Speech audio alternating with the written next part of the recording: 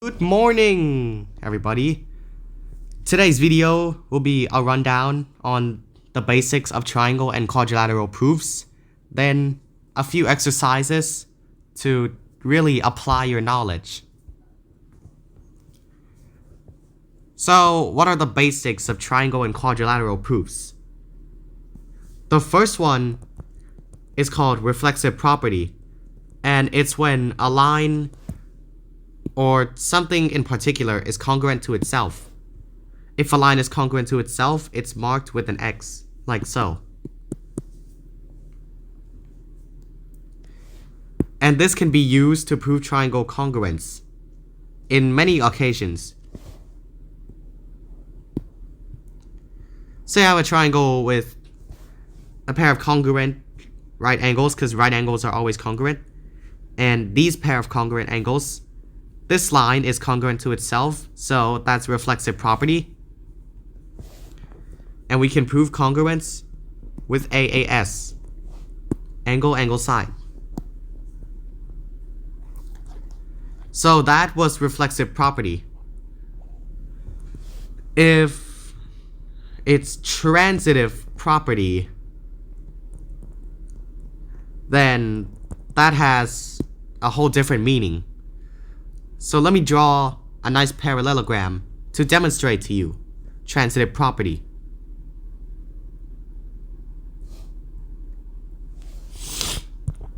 Say these two lines are parallel and congruent. We can say that this line is congruent as well because of transitive property, which states that the third line is congruent if two lines have already been established to be congruent to each other. Like this instance, for example. And that's transitive property and how it can come in handy. The next basic is actually vertical angles.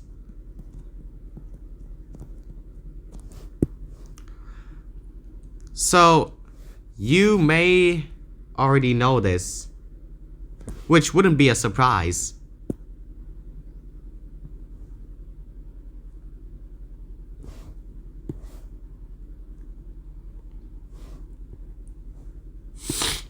Right, sorry. Why did it turn into a parallelogram? So states that these angles are congruent because they are vertical angles. And that is how they are congruent, because vertical angles are always congruent. Next up, right angles.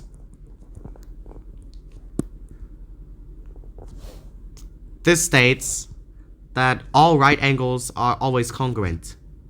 So we have these with two right angles, right?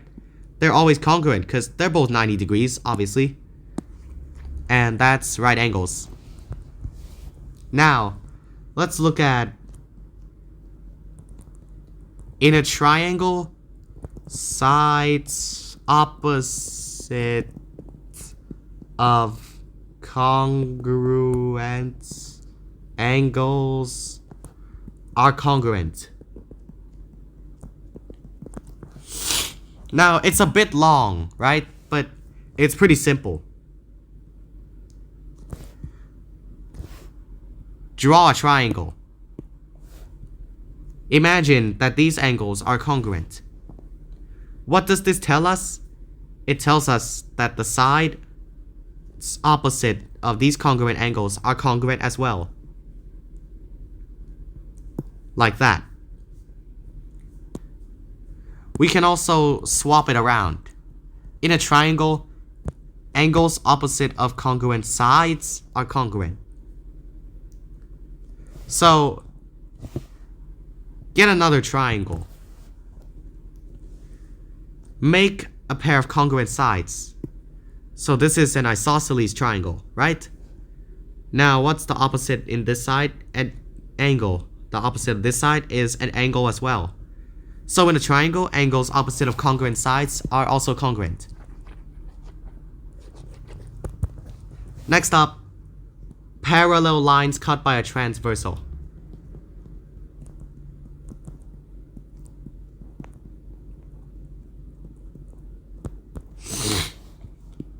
This will be easy somewhat to explain.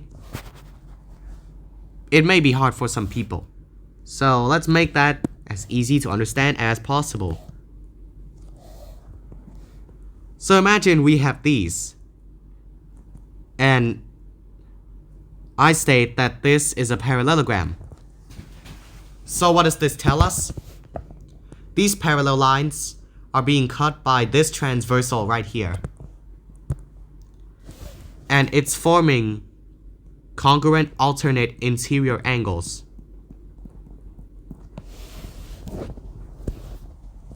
So we know that these are congruent alternate interior angles. We can mark them as congruent. You can apply the same property for alternate exterior angles. Or even corresponding angles. Like so. And that is parallel lines cut by a transversal to form congruent angles. Next up is addition and subtraction of segments or angles.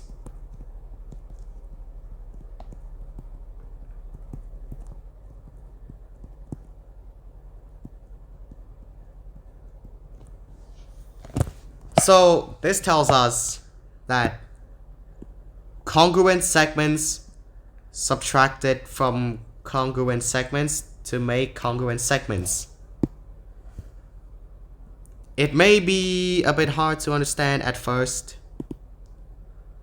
Let's give a nice example with a really long rectangle.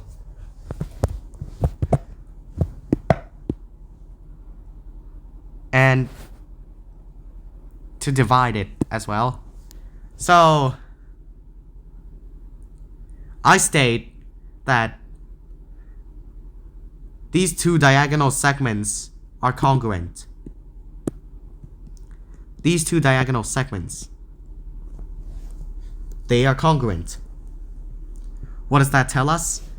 We can get this diagonal right here and this diagonal right here and say that both of them are congruent because congruent segments subtracted from congruent segments to form more congruent segments. And that is basically how it works, and the same can be applied for angles like this. Yeah. And that is addition or subtraction of congruent segments or angles. Now let's move on to quadrilateral proofs. Let's look at the properties of a square and see how we can prove that something's a square. First off, we can prove that something is a square if it has 4 right angles and all 4 sides are congruent. Next up is a rectangle that you can actually prove in some ways. So imagine you have one right angle.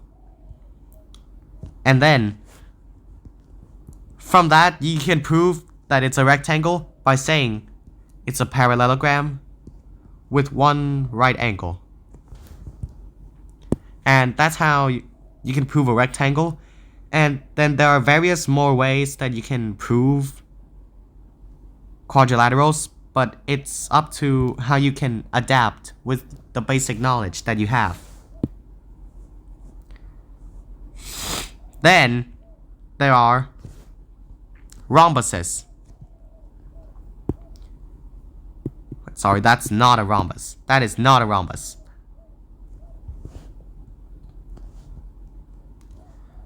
Here's our rhombus, for example.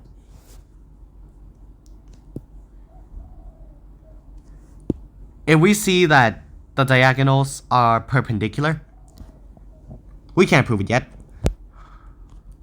We can prove that it's a rhombus by saying all 4 sides are congruent to each other. Or both pairs of opposite angles are congruent and all four congruent segments are congruent to each other. Wait, what am I saying? Okay, next is the parallelogram. The parallelogram you can prove by saying both opposite angles are congruent, like both pairs, and you can also say one pair of opposite sides are congruent and parallel. Next up, the trapezoid, or some of you might call it trapezium. You can prove it by saying one pair of sides are parallel to each other. And a quadrilateral,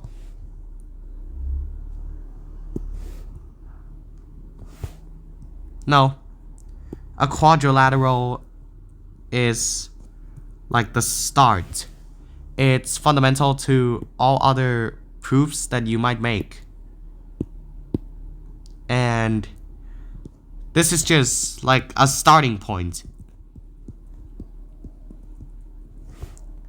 So if you want to prove that a quadrilateral is a square, you need to start from the quadrilateral itself.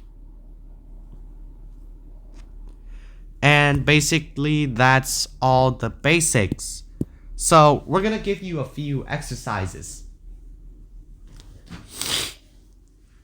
First exercise. We will have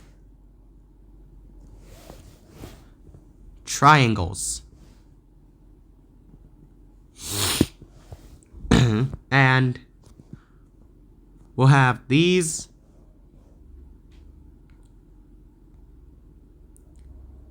along with these.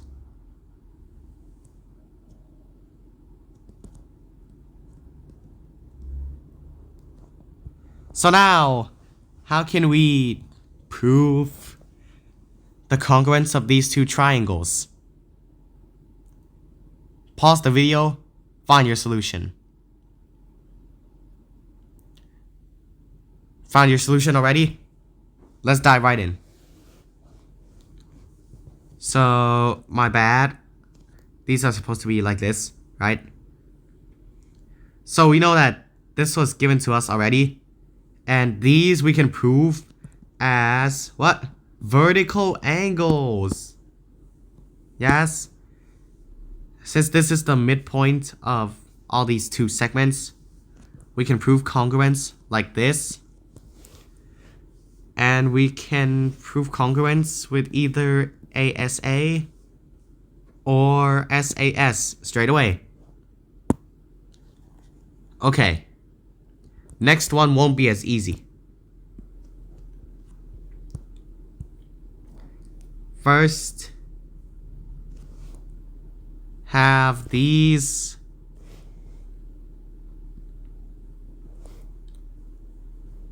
and we're going to have a diagonal.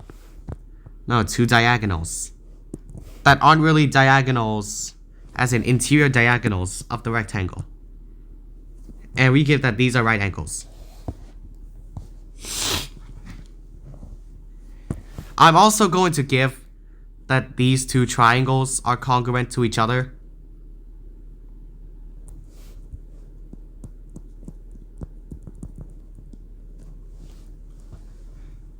This exercise is going to use a new knowledge that we haven't talked about yet, but it's really simple.